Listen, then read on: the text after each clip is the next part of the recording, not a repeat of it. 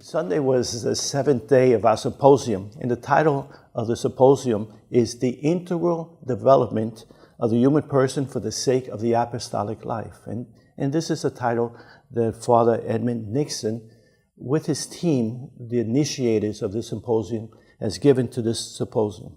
He is the Provincial of Oceania, and with his council. And Sunday there was a slight change of schedule. We had the Mass in the late afternoon rather than having it in the morning. But there was an incident that touched all of us, and the incident was a young man who had been serving us during the recesses on Sunday had an attack. It looked like an epileptic attack. And the expression on his face, the expression of woundedness, the expression of dependency, made us all think and reflect of our own woundedness and our dependency. We are wounded healers. And it made us reflect also of the many people that we try to help who are also very wounded and very dependent. The morning was a very filled morning. It had 3 segments. And the first segment was a presentation by Dr. David Leary on pastoral supervision. Many times it's called pastoral consultation. And this is something that was very highly recommended by the Royal Commission that did a 5-year study on sexual abuse. So they present, and we know from the science of psychology, the importance to do pastoral supervision or pastoral consultation. What this means is that the person who is helping, those who are in the helping services, the helping ministries, which priests are among those who are in the helping ministries, should also do a type of accompaniment. Look for someone that can accompany them, someone that they can consult with the different cases that they are treating, in order to safeguard the quality of this accompaniment, to make sure that the accompaniment is done in a very healthy way, and that their reactions and their solutions that they're recommending and the process is a healthy process. It was very interesting at the question segment after the presentation.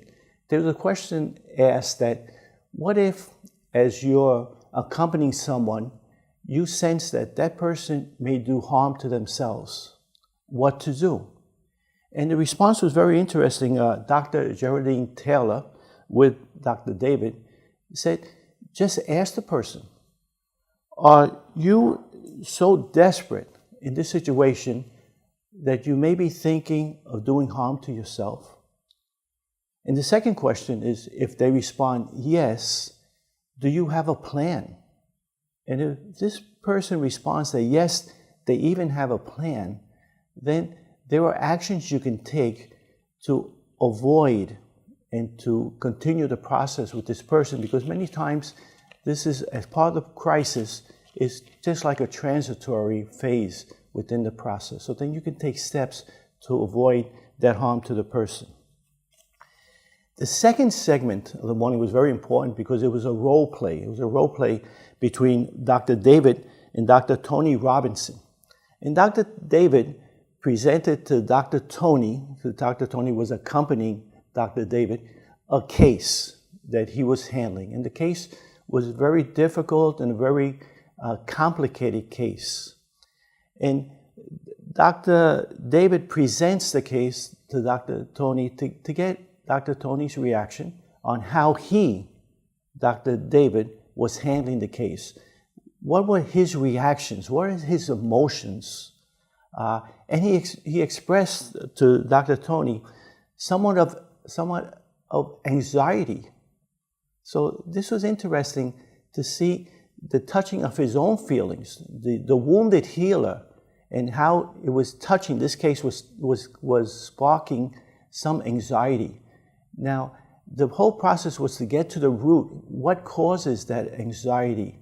And to accompany him to be able to overcome this anxiety and understand this anxiety and heal this anxiety that he may be feeling as he's experimenting, as he's accompanying this person.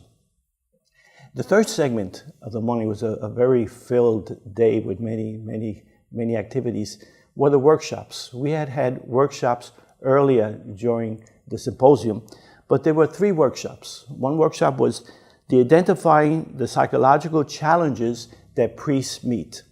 The second workshop was sexuality and spirituality.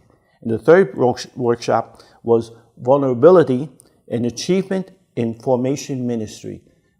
Very rich workshops, very excellent materials given, and led to much reflection of the participants.